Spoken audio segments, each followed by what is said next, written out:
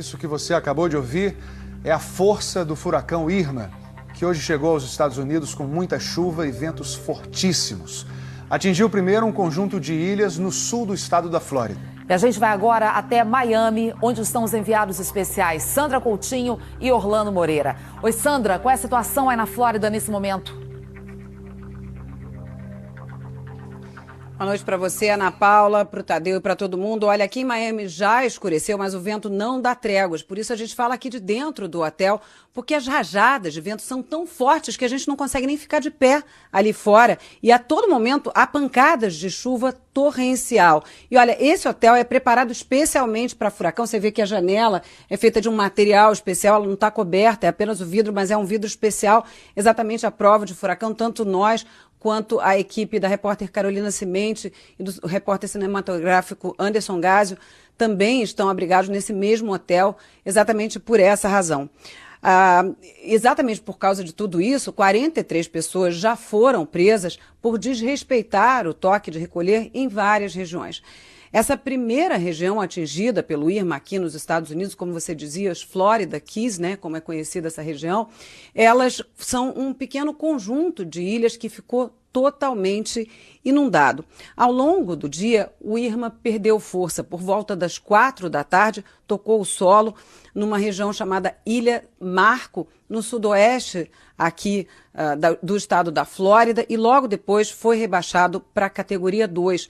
Mesmo assim, continua provocando estragos por onde passa. 28 pessoas morreram no Caribe. Aqui na Flórida, 3 pessoas já morreram, todas em acidentes de carro. 36 milhões de pessoas, neste momento, sentem os efeitos do Irma. A gente vai acompanhar na reportagem dos enviados especiais Carolina Cimente e Anderson Gásio, que acompanharam a situação ao longo do dia. O olho do furacão Irma chegou com categoria 4 às Florida Keys, um arquipélago no extremo sul do estado, por volta das 10 da manhã, hora de Brasília. Esse meteorologista na ilha de Sandal Bunch se arriscou para tentar medir a velocidade do vento e marcou quase 200 km por hora.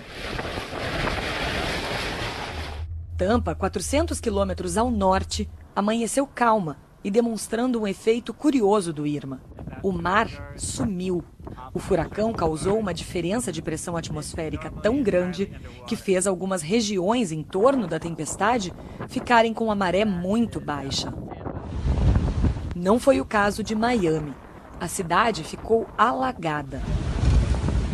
Parte da costa americana viu o nível do mar subir em mais de 5 metros. A maré, a chuva e o vento compõem o coquetel mortal que é um grande furacão como o Irma. Perto do olho do furacão, o vento chega a 215 km por hora, com rajadas até mais fortes. Nesse momento, aqui em Miami, a gente está a 150 km do olho do furacão. E olha só como é que a gente está aqui. Às 5h30 da tarde, hora de Brasília, o olho do Irma passou por Naples, uma cidade de 20 mil habitantes. Esse repórter de um canal de meteorologia tentou enfrentar a fúria da tempestade. A imensidão do Irma pôde ser vista do espaço. Esse vídeo da Agência Espacial Americana mostra as nuvens cobrindo uma extensão de mais de 1.000 quilômetros. Uma tormenta maior que a própria Flórida, um estado com 21 milhões de habitantes. Os estados da Geórgia, Carolina do Sul e Tennessee também correm o risco de enchente. Em Cuba, ontem, as ondas chegaram a 11 metros. O furacão atingiu o país na categoria máxima, 5. Na capital, Havana, os moradores foram resgatados de barco. Os ventos de 300 km por hora deixaram a ilha de Barbuda um paraíso tropical praticamente inabitável. A ilha de São Martinho, que é parte território francês e parte holandês, também ficou quase toda arrasada. Essa encosta nas Ilhas Virgens Britânicas ficou parecendo alvo de um bombardeio. A ONU estimou que 37 milhões de pessoas, praticamente toda a população do Caribe, sofreram o impacto de um dos maiores furacões já registrados na história. Olha, aqui neste momento, 3 milhões de casas e lojas da Flórida estão sem energia elétrica, inclusive aqui o nosso hotel, que só está funcionando à base de gerador, mas isso com luz apenas nas áreas comuns. Não tem luz nos quartos, os elevadores não estão funcionando, os ar-condicionados não estão funcionando, apesar de ter muito vento e muita chuva lá fora, está muito calor. Aqui na Flórida, 6,5 milhões de pessoas foram retiradas das casas aqui na Flórida, a maior retirada obrigatória da história do estado. Na Geórgia, 540 mil pessoas também já receberam ordem para deixar as casas e 125 mil pessoas estão, nesse momento, em abrigos. Eu acompanhei como alguns brasileiros que moram aqui na Flórida se prepararam para a chegada do Irma. Enquanto Irma despejava sua fúria por onde passava, em terra nós encontramos histórias de solidariedade. Eu estou aqui na casa da Fernanda, que mora aqui em Miramar, só ela, o marido e os 2 cachorros. Mas por causa do furacão, ela decidiu receber mais 5 pessoas. A Josi, a Juliane, a Liz, de 6 meses, a Rosângela, que é a sogra dela. Olha, aqui na cozinha tem mais gente. O Vitor, que é o dono da casa, né, marido da Fernanda, e o Jerônimo. Eles protegeram as janelas com placas de alumínio. Na garagem, o gerador emprestado e combustível, para manter pelo menos o micro-ondas, o ventilador e algumas luzes funcionando. Aqui a gente tem um pouquinho de tudo, né? Porque eles mandam ter água, tem bastante água aqui que a gente está reciclando, bastante água aqui em garrafa. Nós temos aqui também uns 5 galões aqui. E aí tem pão, tem biscoito, tem chocolate. Quem mais pesou na decisão foi a pequena Liz. Ela é filha da Juliane, que mora em Goiânia. E quando marcou a visita à irmã, não podia imaginar que um furacão também estava a caminho da Flórida. A princípio eu estava amando a viagem, né? Agora, na verdade, eu tô com um pouco de medo. Mesmo longe de casa, a Lívia e a Isa também estenderam a mão. Ouviram, por acaso, o desespero do Mauro, que veio passar férias em Miami com a família e ficou sem hotel justamente na noite que o furacão ia passar, depois que o voo dele foi cancelado. Na hora, ofereceram dividir o quarto com a família. Ao ver as pessoas com tanta aflição de não ter um teto, então a compaixão vem rapidamente, né? A solidariedade. Se não fosse a solidariedade de outras brasileiras encontraram a gente que conseguiram vir para cá e conseguir um quarto, de oferecer um quarto para a gente ficar, eu ia ter que ir para um abrigo.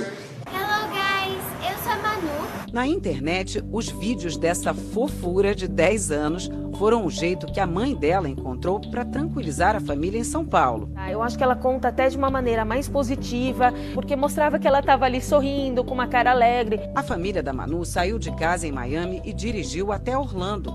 No caminho, encontrou supermercados vazios. A gente já tá há 6 horas. Tipo, a gente entrou no carro às 4h50 e são 11 horas. Yay! De Orlando, a família ainda pegou um avião para Washington para ficar bem longe do furacão. Além da Manu, outros brasileiros registraram pelo celular como foi enfrentar o Irma. A gente está a 140 quilômetros do olho do furacão, Irma. Acabou de passar um tornado agora há pouco aqui. A gente está dentro de casa e vendo a Irma passar. Está parecendo um rio mesmo. Gente, o barulho é apavorante, parece um filme de terror.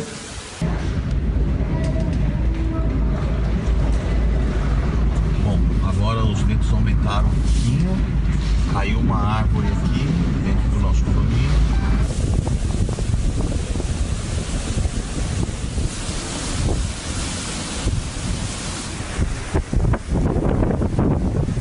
A qualquer momento a gente deve ficar sem luz, a luz já está começando a falhar. Estamos aqui sem luz, acabou a luz de vez.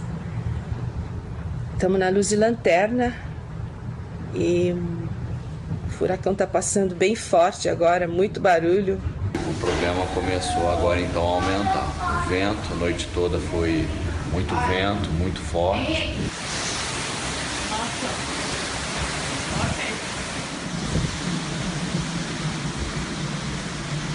Agora está intensificando as chuvas.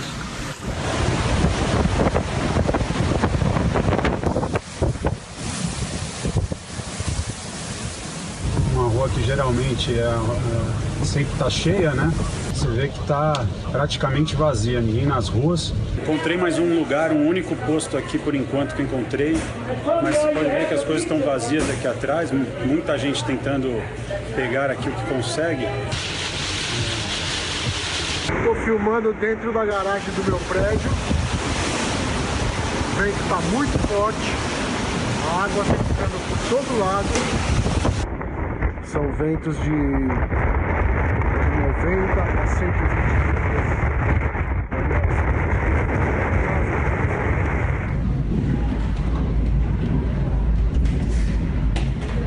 Dá um medo.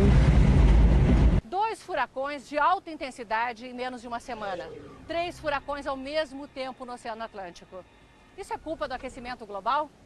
Bom, nós estamos no pico da temporada de furacões. E é normal que se formem mais de 20 furacões no ano. Até agora não há nenhum indício de que o aquecimento global esteja mudando o número de furacões. Mas há cada vez mais evidências de que o aquecimento está, sim, deixando os furacões cada vez mais fortes. Por quê? Porque o principal combustível para um furacão é a água do mar mais quente.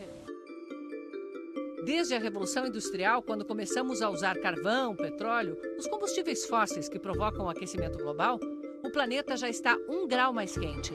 Só que isso é a média. Em alguns lugares, esquenta mais.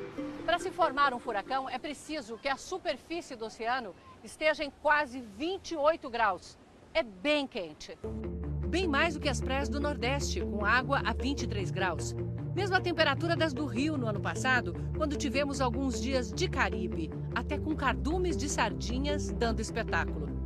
A receita para formar um furacão se completa com alta umidade no ar e ventos de direção contrária que se encontram. Os furacões do Atlântico começam como tempestades no norte da África e sempre vão na direção oeste. Conforme avançam sobre o oceano, vão se juntando e sugando o calor da água. Mais vapor se forma, aumenta a umidade, que por sua vez alimenta o furacão. Ele perde força se encontra água fria ou terra.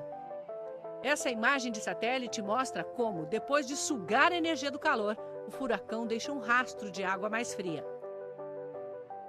Quanto mais calor, mais água se concentra no furacão. A água quente do Caribe é para o furacão como gasolina para o fogo. A cada grau a mais na água, aumenta em 7% a umidade do ar. O Harvey, que atingiu a cidade de Houston, no Texas, derramou 1,30 m de água em apenas uma semana. Isso é quase o que chove na cidade de São Paulo num ano inteiro. A chance de ter uma tempestade com tanta água quanto o Harvey é de 0,2%. Ou seja, 1 a cada 500 anos. E agora vemos 3 furacões ao mesmo tempo. Um deles, o Irma, um dos mais fortes já registrados. A categoria 5, a mais alta, começa com ventos de 250 km por hora. O Irma arrasou ilhas inteiras no seu caminho com ventos de quase 300 km por hora.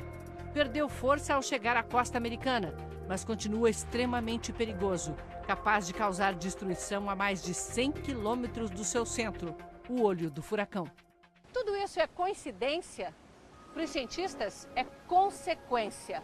Novos estudos mostram que a intensidade dos furacões está aumentando nos últimos 30 anos, junto com o aumento da temperatura do planeta. É a realidade confirmando as previsões. A conta do aquecimento já chegou.